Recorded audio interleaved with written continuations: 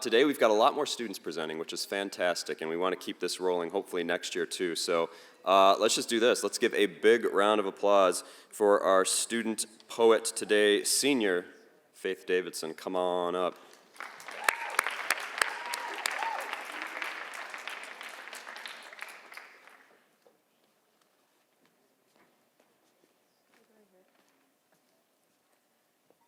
Hi guys.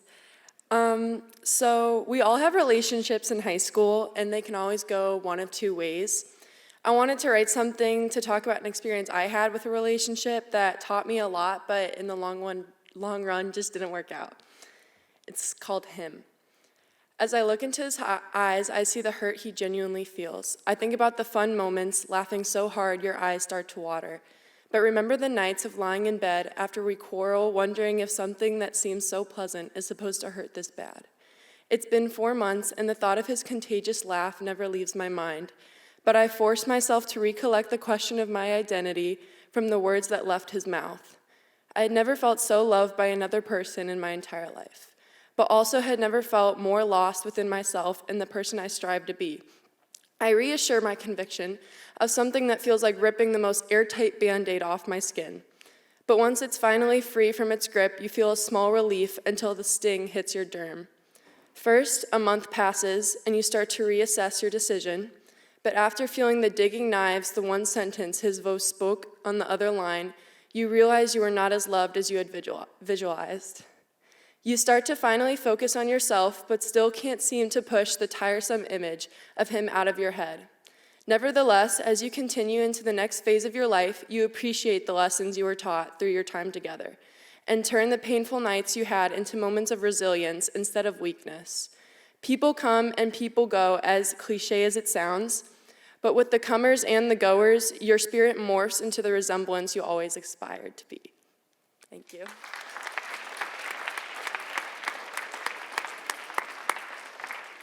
Awesome. Thanks so much, Faith. Faith, did I give you the little thank you thing?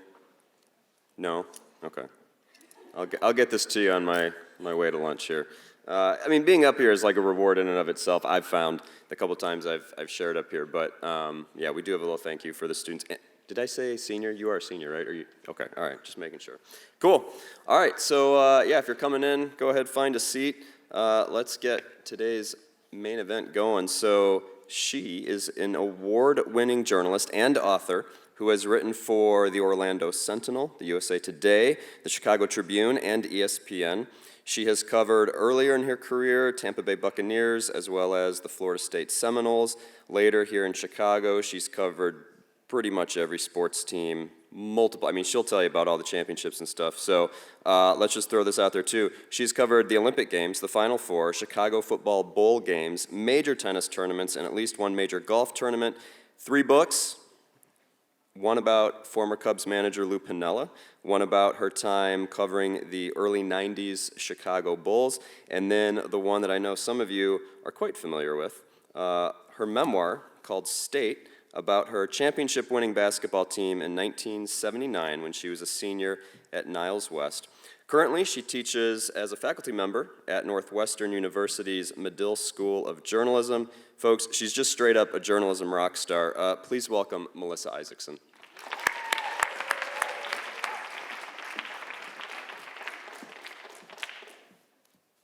My sheath of notes, thank you so much. It sounds like I wrote that myself, probably because I did. So, yeah, everyone indeed has a story. And everybody in this room has the ability to tell that story. You need just one thing to be a great writer. What do you think? Yell it out. What do you think that one thing? Courage, okay. Who said in the back? Somebody yelled out something in the back that sounded right. That's exactly what I was looking for. Curiosity. You win the award. There's lots of things that you need, but here's the thing. And many of you could be sitting out here like many of my students saying, hey, I'm really not that good a writer. I really don't love it. I'm just really not that good, which always amazes me, frankly, when I have journalism students even graduate students sitting in my classes and they'll say, I'm not a good writer. I don't really like to speak to people. And I think, really? And you got to this point. Let me make it clear that writing is really hard and talking to people can be very difficult, talking to strangers. And standing up here is incredibly scary and nerve-wracking. So just know that, even for people who've been around as long as I have. But here's the thing about writing. And if you ask the very best writers in journalism, almost to a person, they'll say, well, I'm a better reporter. I'm really a really good, I'm a good reporter. Nobody will ever cop to being a good writer. But it all starts with curiosity. All it takes is your eyes, your ears. It really, really takes your ears and your ability to listen, which is very difficult nowadays, very hard to listen. I'll challenge my students, like the next 15 minutes, really listen to me, like really, like don't let your mind wander. It's very difficult, but it's a great skill, and it's one of the best you can have as a journalist. I'm going to talk mostly about writing through the prism of journalism because that's what I do, and also because almost everything in the world passes through journalism. There are great stories all around you, in these hallways, in your classrooms, in your homes, and all you have to do is really listen and be curious.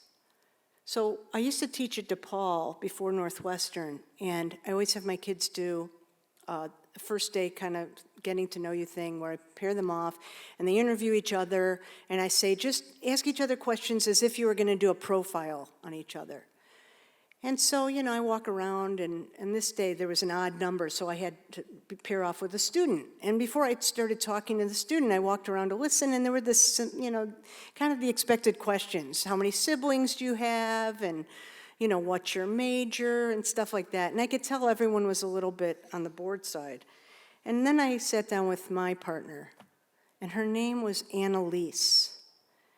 And so right away, I was curious about her name. I was like, wow, Annalise, that's such a cool name. That's really pretty. Was there a story behind that? Is there a special meaning behind that? And she goes, well, she kind of pauses.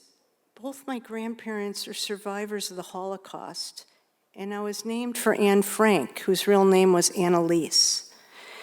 Wow, right? I mean, that's a gift from heaven as a writer. It sounds terrible to say. It's a sad coincidence, but yet a triumphant kind of story because her grandparents survived.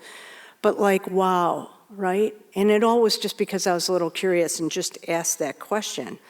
You guys are living through an unprecedented time in history. I don't have to tell you that, but I need to remind you that because as teenagers going through this, you are absorbing this experience and living it in a way that no one else is. And in 10 years from now, 20 years from now, 30 years from now, people will be interviewing you on your experiences as a teenager, and you'll scour your minds to remember. And you may have some stories, and you may have some memories, but you won't be able to get into your head like you are right now today, and how you experienced this, and how you dealt with it. You should be writing books right now. You should be starting your own books. You could do it. You could write the first page. That's a start. Jot down notes. I'm sure you've been told to keep journals your whole life, but I'm telling you, what you are experiencing is gold. And it's going to be really clear to you in a few years how much so that is. In 10 years from now, you'll get together with, maybe you'll come to your reunion, and you'll remember some stuff, and you'll tell stories and whatever, but you will not be able to approximate your language, how you talked, what you said. And it's going to be, it's great stuff, I'm telling you. It doesn't sound like great stuff, but as a writer, right? As a writer telling a story, it's amazing stuff. The thing that's really cool about journalism is that everything, like I said, goes through it. You could tell so many stories, right? You could read about science, religion, health, mental health, cops, courts, celebrity news. You could write about big business.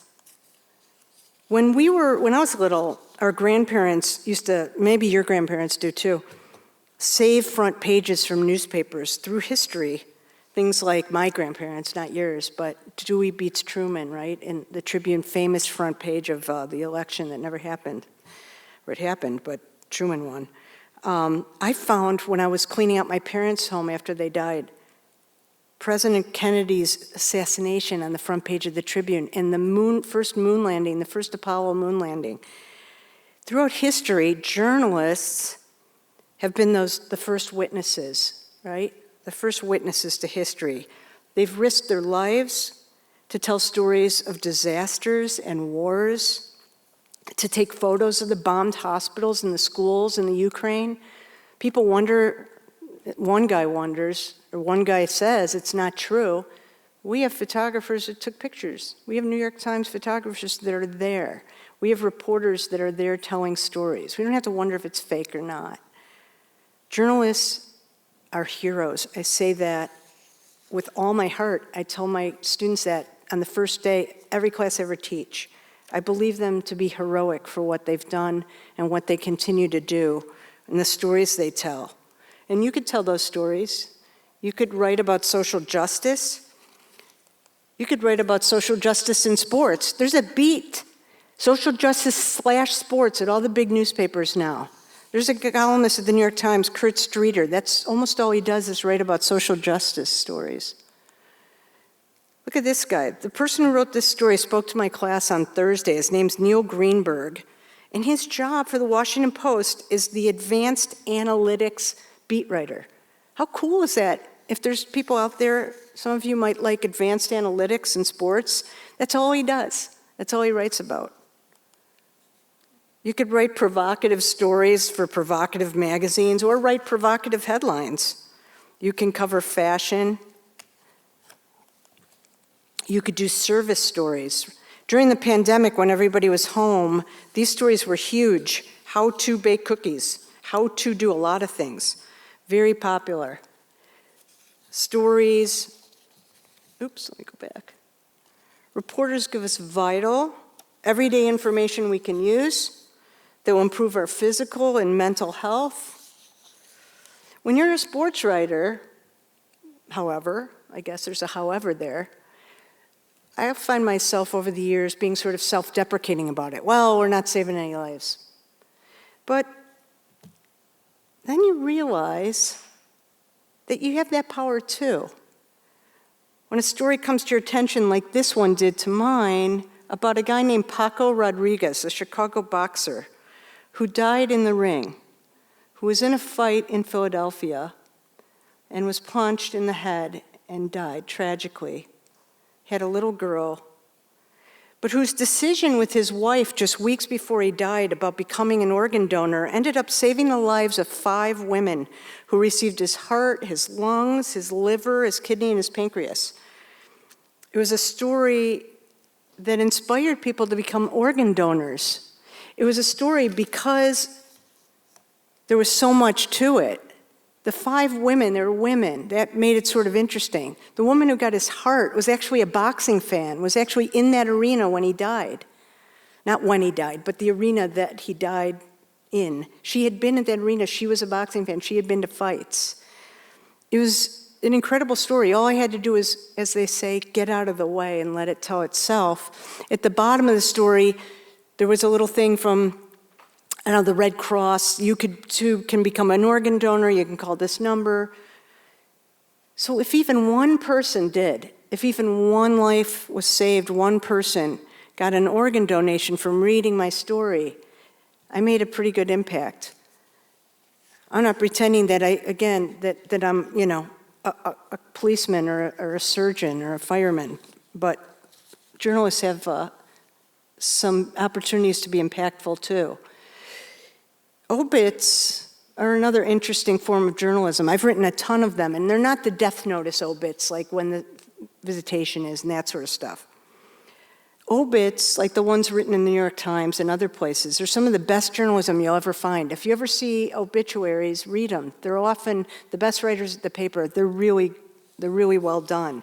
Profiles are stories about people. This was a good one. You can write about famous people, famous athletes.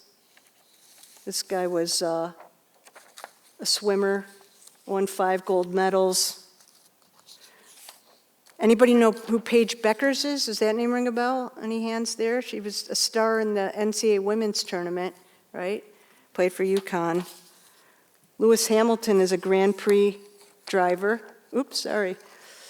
Who's this guy, right? John Legend. You can write about all kinds of people. And you can write about yourself. Kind of all comes back to our curiosity, our dreams. This looks like I was from like the early 1900s. I was not, I can assure you. But I did love sports. I had 2 older brothers who got me involved in that. This was my first uniform. Maybe I was 14 or so, 13. First time I ever had a uniform. I didn't even care that it had a curly Q L on it, like a real girly looking thing. It had a logo with a girl with a bob. It looked like she was from the 40s with a big bow in her hair. That was what the logo was. I remember it really kind of irritated me, but I was still thrilled to have a uniform. I was very influenced in those days by sports. Billie Jean King beating Bobby Riggs in the Battle of the Sexes in 1973 came. I could tell you where I was standing, what I was dressed, how I was dressed, what I said to my friends the next day at school, because it was so important to me that Billie Jean King, at the height of her career, beat a 50-year-old Bobby Riggs, a retired tennis player who was plenty good. It was very, very important to the girls and women in this country. Why? Well, a lot of reasons. It came 1 year after Title IX. How many of you know why Title IX is being talked about right now? Anybody? Anybody want to yell it out if you know? Nobody knew the other classes either, which is a little surprising, but okay. It's the 50th anniversary of Title IX. If I ask you what Title IX is, I'm guessing a lot of you, like my students, might not know, or you might associate it with the Office of Sexual Harassment, Sexual Misconduct. There's a lot of different ways Title IX has evolved over the years, but what Title IX did for one little girl growing up in Lincolnwood, Illinois in 1972 was no less than change my life. Very simply, what Title IX did, it sounds so silly now to say it this way, gave girls who attended public schools the same opportunities in activities, in programs funded by the federal government as boys, the same rights as boys. That's it. That's all it was. And yet, it would impact lives like no other. There's no coincidence. If you look at stats now of the most successful women in the country in business, top Fortune 500 women, and there's not a lot of them, unfortunately. Over 90% of them played team sports in the 70s. Over 90% of them had the same advantages that I had, that my older sister did not have. So that was a huge impact on me. So was this, the Watergate scandal. That got me interested in journalism. When I entered Niles-West High School the following year in the fall of 1975, girls were still not allowed to practice. Get this, just think about this for a second, because I know I appear old, and you saw the picture of me from the turn of the century, but I'm not that old. Girls, when I was in high school, freshmen, were not allowed to play or practice in the big gym. We called it the boys' gym. That was the gym with the good baskets, with the glass backboards and the lacquered floors. We played in the girls' gym, that gym, where if you ran too fast after a layup, you would almost knock yourself out in the wall right behind the basket. You literally had to stop as soon as you hit a layup. That was in 1975. 4 years later, we would win the 3rd ever Illinois Girls State Basketball Championship, and we would play to standing room only crowds in that same gym where we were once not allowed. And that's why the word transformation is in the title of my book.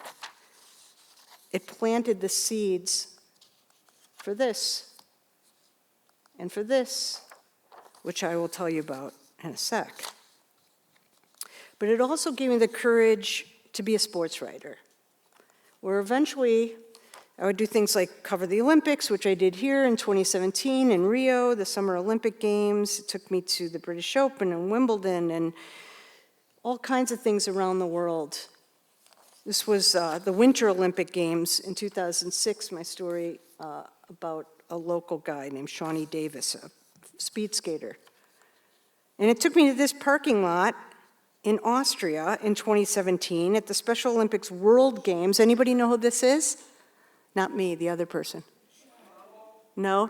Mutombo, good one, excellent. Are you the same one who knew the other trivia question? That's really good. I came from that part of the gym, or part of the room, sorry. Dikembe Mutombo was a former NBA player, and he was a really great, and still is, philanthropist, and he was a contributor to the Special Olympics. And I would never, sports writers back then, we would never take a selfie with a player or have someone take a picture. We didn't have the capability when I was in my prime as a sports writer with our phones, but you'd never cheer for a team or ask for an autograph. You still shouldn't. You should be objective. And you wouldn't take pictures. But after I interviewed him, he goes, "So you're going to take a picture with me?" And I'm like, "Nah, it's okay." He's like, "Come on, I know you want to." And I'm like, "Yeah, you know what? Sure, I guess I do." So that picture's been on the front of my office door for years now because it's so funny and so cool. He's 7'2", I believe. I should look that up. I keep saying he's 7'2", and I'm not absolutely positive, but I think he is. I'm 5'2", so that looks about right. But it took me to, sports writing took me to Super Bowls. I was the first ever principal Bears beat writer, covering the Bears for the Chicago Tribune ever. I was the first Bulls principal beat writer for the Tribune. This is in the 90s. Somebody should have done that before me. It also allowed me to cover this guy in his prime, which was incredible. And I'll tell you more about that too. But yeah, those were some good days, for sure. When he retired, covered that. And when he came back, covered that. And when he retired again, when he switched his number to 45, that was a big scoop for me in those days. He was 23, of course, and he switched for a couple weeks to 45. So if you find 45 somewhere, a 45 Michael Jordan jersey, get it. And keep it, because it's going to put your kids through college one day. Covered that, and when he took the Bulls to several more NBA titles, those are my stories. And when he left again. Sports writing's taken me to World Series. This is when the White Sox won 2005. And by the way, I said I wasn't a fan, but what's really cool, and this is really digressing, but it's not really, because it talks about how cool writing is and can be. Writing is, like I said, all about curiosity, and it's catching details, and it's capturing those details. So I remember standing in the locker room. How many of you are White Sox fans? Anybody in the crowd? Go Sox, baby! All right. Well, there's at least 3 of you, so that's impressive. So Paul Konerko was the star of that team back then, and I was one of the last people in the locker room. I grew up a White Sox fan. Of course, you would never let anybody know that. At the same time, your passion, when the Cubs won the World Series, the press box was full of Cubs fans. They didn't cheer. But that passion that they had, that knowledge that their grandparents loved the Cubs, that their grandfather didn't live long enough to see the World Series, the people stood at cemeteries in front of graves and talked to their dead relatives about the Cubs winning. Those were some of the people in our press boxes in Chicago, and why the stories were so rich and so filled with passion and color. And the same thing, like you guys, nobody could tell you how you experienced the pandemic. Nobody could tell a Cubs fan who lived their whole lives with relatives who lived their whole lives how it felt when the Cubs won. I knew how it felt when the Sox won because I grew up as a Sox fan. And so when Paul Konerko left the locker room and I was standing in the empty clubhouse in Houston, and I saw a half-empty champagne bottle that he just drank from and put on his stool, and the janitors were coming in, throwing everything out. I kind of took the champagne bottle. I shouldn't admit that, because you never should do something like that, although who cares, really, you know? What the heck?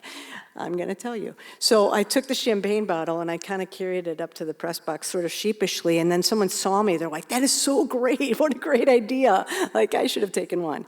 And later I called after I filed and deadline was long past, I stood in the wee hours, 2 o'clock in the morning in Houston Astrodome, and stood with the sticky champagne bottle, calling my brothers with tears streaming down my eyes because I had experienced that after growing up as we did. Same thing with the Stanley Cup.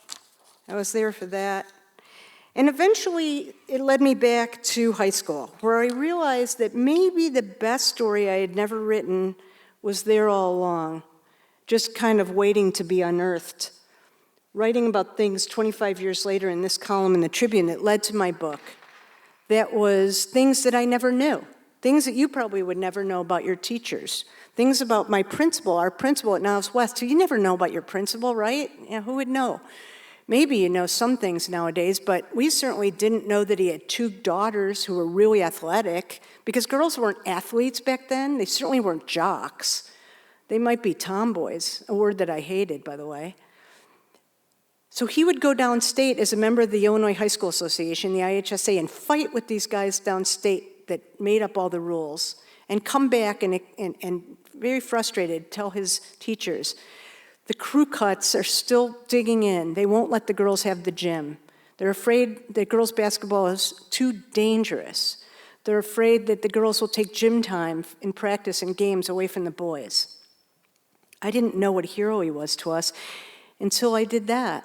When he handed us the state championship trophy as a member of the IHSA, we all thought, aren't we great that we gave this gift to our principal, that he was able to hand it to us with his yellow blazer as a member of the IHSA. And then 25 years later, 30 years later when he passed away, I wrote the obit for the Chicago Tribune, and I said to my editor, look this is this classic story of the ordinary guy who does extraordinary things. He was the one who convinced the powers that be in Illinois to give girls varsity sports. And they're like, my editor's like, okay, yeah, all right. So I wrote this obit, and I ended by saying, we never knew he was the best friend we ever had. When he handed us that trophy, we weren't doing him a favor. He had done us the biggest favor. I wrote it better than I'm saying it. But anyway, it ended up on the front page of the Chicago Tribune. Stories like that never ended up on the front page of the Chicago Tribune back then about high school principals, but that one did. Because it was important, I found out things about my coach that I never knew. Arlene Mulder was our coach, and she was an athlete too, a tomboy and growing up on a farm, but she knew nothing about basketball. So she huddled in the corner of the teacher's lounge with the boys' basketball coach, who was really quite ahead of his time in being a feminist. Again, no one really knew that about him. He didn't even know that about himself, but he helped her. And he would scribble on napkins in the corner of that teacher's lounge, X's and O's, and he coached her to coach us. And in the process, he would tell me years later, she taught him. Back then in the 70s, boys coaches only knew their players by their last names. They didn't even know their first names. So it would be like, Isaacson, drop and give me 20, like a Marine. They didn't know how to motivate. They didn't know things that she did back then that no one else was doing. She made sure the last person on the bench felt as invested in the team as everyone else. She didn't allow the stars of the team to know how many points or rebounds they scored. She built consensus, and she delegated authority, and she got us to imagine ourselves successful, and she did all kinds of cool things that Billy Schnurr, the boys coach, never knew, and she taught him that. And guess what? No coincidence. She went on maternity leave. We got the driver's ed teacher as our coach. He sort of walked into the state championship because we were very, very ready at that point. We had gone to 2 super sectionals. Nothing against the guy, but it was pretty much set up for him. He didn't want the job, by the way, at all. He didn't want to coach girls. Arlene Mulder has her baby, her 3rd child. We pay no attention to her because we were dumb kids, honestly. We never thanked her. We really didn't pay any attention. She left. She has the baby. She comes to our state championship game. We didn't even know it. She was in the top row with her baby in her arms and her 2 daughters on either side of her watching us. And a couple years later, looking for a job, looking for something to do, she went to Arlington Heights Park Board, and she became an assistant to the Assistant Park Board's Commissioner, and then she became the Park Board's Commissioner. 2 years later, she runs for mayor, and she becomes the first ever mayor of Arlington Heights. 25 years later, after 5 terms, she retires as one of the most successful and popular mayors in the United States in villages that size. She was known by presidents. Everyone knew Arlene Mulder. She went to Harvard to get a fellowship. She was a woman way ahead of her time, and she's the hero of my story, and I still love her. And she now sadly has Alzheimer's, but she still has many of the memories. This was the magazine story in 2008 I did about my parents. So we didn't know about her, right? We didn't know about our principal. We didn't know a lot of things, and no one knew things about us. We didn't talk about stuff in those days. Your mother would say, oh, so-and-so, the neighbors are getting divorced. You weren't supposed to talk about it. It certainly wasn't on social media. So no one knew that my parents had early stages, early symptoms of Alzheimer's when I was still in high school, in their 50s. I wrote about it years later. And eventually, I realized that my story was really not a basketball story at all, but it was a story worth being written, and so I wrote it. And it became really more about this group of girls who were the first generation of post-Title IX girls in this country who were not given access to the gym and weren't given athletic uniforms of our own. We had one set of athletic uniforms for girls. The whole school had to borrow them. How gross is that? But it was also about my teammates.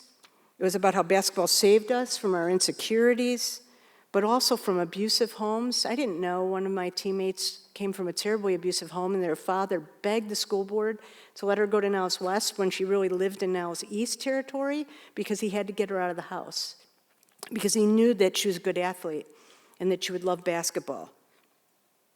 I didn't know my best friend had a father who had mental health issues, and they had a restraining order out on him. I didn't know her mother had 3 jobs. The gym was a place like gyms have been forever, a place to find ourselves. It brought me back to that same gym 40 years later. It brought me back to my high school teammates. It made me realize, though, one thing, that I wished I had taken notes, that I wish I had written down how we sounded and how we felt. I was grateful for our memories and for our newspaper clippings and cassette tapes, all of that. But it made me realize that this story, like every story, was about people. And it's where every great story begins. And the best writers are the best observers, the curious. So where do you guys begin? You look around you because they're all around you. They're everywhere. And the greatest writers don't concern themselves with flowery prose, but like I said earlier, simply getting out of the way of a great story. So write the first chapter of that book. Write a page. Write something, because you'll be so happy that you did.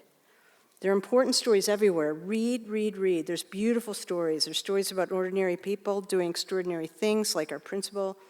Anyone could be a writer. Look at me. I never thought I'd write 1 book. I wrote 3.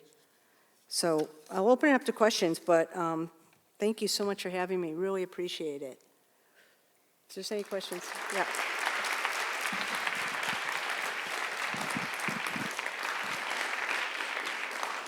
We have 11:15, right? Yeah, we have about 10 minutes. Okay, so we have 10 minutes. Any questions? I sort of zoomed through that PowerPoint. Anything? Yeah. So at the time that you spent with the Bulls, did you find it surprising at all when Scottie Pippen came out with some of his criticisms and takes of that era, or did that align with some of what you were able to see firsthand? Yes, nothing Scottie Pippen says or does surprises me in any way, shape, or form. I have a lot of Scottie Pippen stories. I'm trying to search for some I could tell that are repeatable. Yeah, he's sort of an unhappy guy, and I liked him. He's not spoken to me over the years for things I've written that were on the record, but at one time he said, I thought you would protect me, which is an interesting journalism lesson that I tell in my class. He had said something on the radio, and I made him had him repeat it for a story on ESPN, and he did, and then he got in trouble with the Bulls because it was critical of the Bulls, or he was afraid it was going to get him in trouble, and he called me and I've never heard him so mad at me. And I said, Scotty, I wouldn't have even asked you if it's on the record. You said it on the radio, and you know that I'm a reporter. And he goes, yeah, but I thought you would protect me. It was really interesting because I had an interesting relationship with him. This story, I don't think illustrates that at all, but kind of. So I don't think it's a big deal that I was in men's locker rooms my entire career, but from time to time it comes up that it is sort of interesting. Male athletes now are certainly used to women reporters. And so I tell this story about Pippen because he became a member of the media for a short time, and just sort of as an example of how they looked at me, he was covering a game as a journalist for TNT, I want to say, and he came to the United Center and I was doing a story. This is another time, and so I said, hey, can we talk? It's like, sure, let's walk. So we're walking and talking and walking and talking, and he's got his suit bag over his shoulder. And he ducks into the visitors' hockey locker room, and I follow him, and it's empty. And we keep talking, and he hangs up his suit, and we continue to talk, and he drops his pants, and I go, Scotty, what are you doing? And he's like, what? It's just you. And I was like, you know what? That is just the perfect, that's really a great statement on my career. And it actually was funny, because he really didn't think anything of it, that he would be in street clothes, not as an athlete, be standing in the locker room with me talking to him and get undressed. It was just sort of interesting and funny that I was just one of the many reporters that he had talked to. So I sort of took it as a backhanded compliment. Another interesting Pippen story, if there's any other Pippen. Oh, no, there's a question. You've saved me from myself. Is there a question or no? No? All right. Well, I'll be forced to tell it then. So I was asked a lot about Pippen for the Last Dance documentary, and I couldn't remember very much. But one thing I remembered about his contract, and I couldn't remember all the details, but Pippen was very famous for having boycotts of the press. He'd say, I'm not talking. And we'd all be like, who cares? Like, he hasn't talked in 2 months. Like, we wouldn't notice. It's a terrible quote anyway, right? But everyone has a story is interesting, right? Because I covered 12 guys for a year. And boy, there are stories that you knew you didn't know about them. And that was the challenge, to find out the great stories. So he was going through one of his media boycotts, and all of a sudden he motions me over, and it's in the Boston Celtics locker room, which is roughly the size of one of these squares up here. It's like 3 by 3, something like. So I walk over, and we're talking, we're huddled, and we're talking, and we're talking, and people are shooting looks at us like, what in the world is he saying to her? What could it be? And Tim Weigel, who was a guy who worked for Channel 2 News, has since passed away, motions me over, and he had a little 5-minute live spot that he did, and he's like, Missy, come on, go on live with me. I noticed, you were talking to Scotty, and I want to talk to you. And I said, Tim, I'm not telling you what he said. And it was pre-Twitter, right? So there was nowhere where you would have read about our conversation, except the next day's newspaper. He's like, no, I'm not going to ask you about that. It's fine, I'll just interview you for 5 minutes. I'm like, sure. We go on live, and there's Tim Weil going, we're live with Moses Isaacson from the Chicago Tribune. So we noticed you were talking to Scottie Pippen. What did he say? Puts a microphone in front of me. I'm like, okay, if this guy's going to do that to me on live television, I'm going to tell him exactly what we were talking about. So I blurt out, breastfeeding.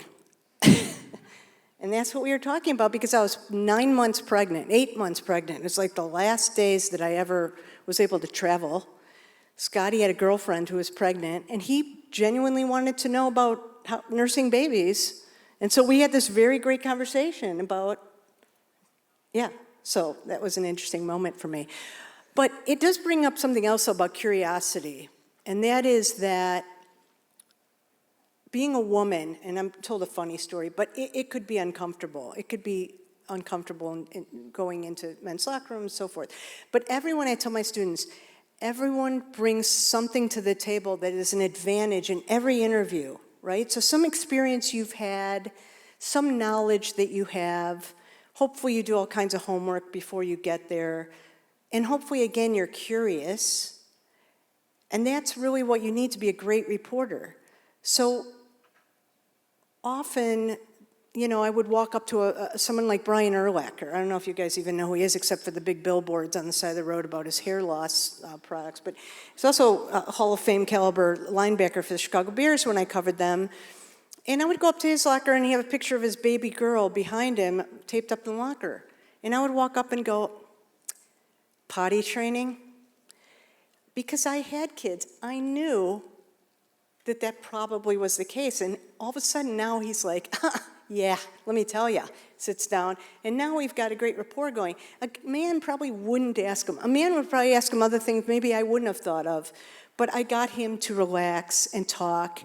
And I'm not going to quote him on his baby girl's potty training, but I could talk to him about other things. So I always tell my students stuff like that, yeah. Oh. Because he had a what problem? Gambling? No. No. Yeah.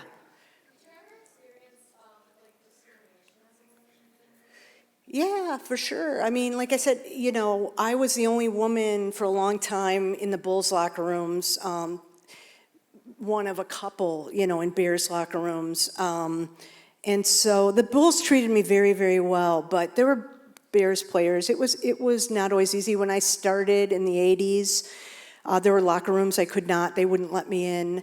Boston College, I know you guys won't know this name, but maybe some of the teachers will. There's a guy who's a quarterback for Boston College named Doug Flutie. And he went on to play for the Bears, and he was famous for one thing. He threw a Hail Mary pass in the Orange Bowl to a guy and beat Vinny Testaverde in the University of Miami. It was a huge game. Well, afterwards, Boston College is a Catholic school, and so they decided they weren't going to let me in the locker room. That kind of rested on that. And so I'm standing outside on deadline. This wasn't the first time this ever happened, and I'm thinking, like, you know, this stinks, and who could I talk to about this? And out comes Doug Flutie, and sees me, and I ask him if he could talk, and we go off to the side, and now I have a one-on-one really good interview with Doug Flutie for 10 minutes that, you know, other guys had him in a crowd or whatever. So, like, I sort of made the most out of situations, but yes, we all had things happen. But, you know, thankfully, you know, those stories are few and far between, and they can't shut us out of locker rooms now. There's equal access rules that prevent them from doing that to us. Anything else? Yeah. What made you decide to start writing books rather than Yeah, the Bulls book was one that I think the publisher came to me. It wasn't unusual in those days for successful teams, it's still not, for local publishers to come to, you know, writers, sports writers, and ask them to write a book. I think that's kind of how it happened, and that was the year that Michael Jordan retired for the first time, so it was called Transition Game, so it just was really interesting. And Lou Pinella's book, same thing. Yeah, sorry, I can tell you more if you want. Thank you. Thanks, guys.